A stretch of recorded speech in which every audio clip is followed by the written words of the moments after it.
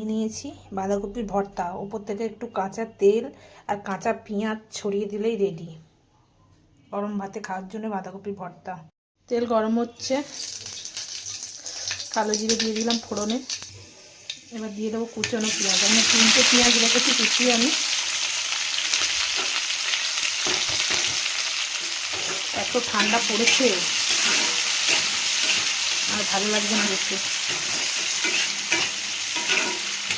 রোদ্দুর তো দেখা যাচ্ছে না, দুদিন রোদ্দুর 2 দিন ধরে রোদ্দুরে মানে সূর্যেরই মুখ দেখতে পাচ্ছি না।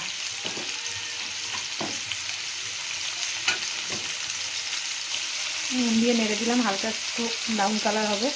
এদিকে আমি 6-7টা শুকনো লঙ্কা ভেজে রেখেছি, আর এখানে 14-15টা রসুন হালকা লালচে করে ভেজে রেখেছি।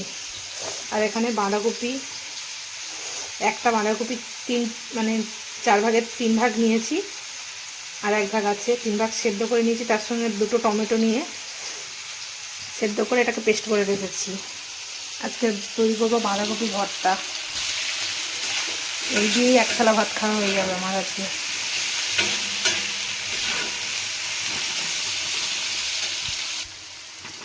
পেঁয়াজটা হয়ে এসছে,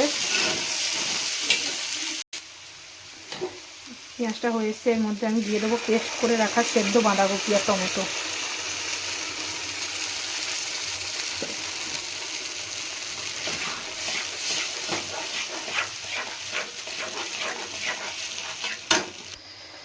এবার এটাকে নাড়তে থাকবো।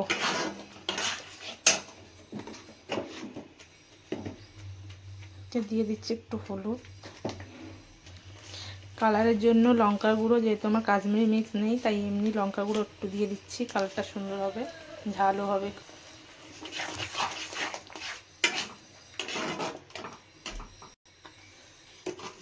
আর দিয়ে দেবো নুন।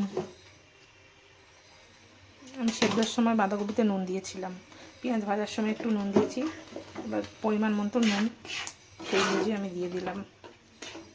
ওটা ওদিকে শুকনো হতে থাকে, আর আমি ততক্ষণে লঙ্কা রসুনগুলোকে আমি ভালো করে মেখে নেব।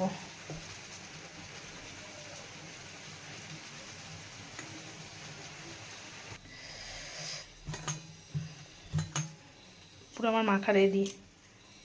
রসুন আর শুকনো লঙ্কাটা যে মেখেছিলাম ভাজা, এটার মধ্যে দিয়ে এটা কড়াইয়ের মধ্যে এরকমভাবে নাড়তে থাকবেন যতক্ষণ না এটা এক জায়গায় দোলা পাকিয়ে যায়, ছেড়ে যায়। শীতের সময় একটু গরম ভাতে হয় বাটা, নাহলে একটু ভর্তা হলে খাবারটা খুব সুন্দর, প্রথমে শুরুটা খুব সুন্দর হয়, একটু ঝাল ঝাল হবে।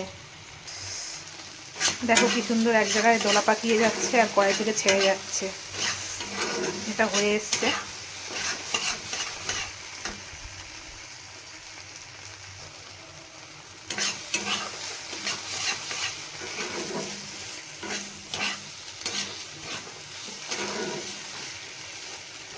এ দিয়ে 1 থালা ভাত খাওয়া হয়ে যাবে গ্যারান্টি। এটা হয়ে গেছে, এবার নামিয়ে নেব।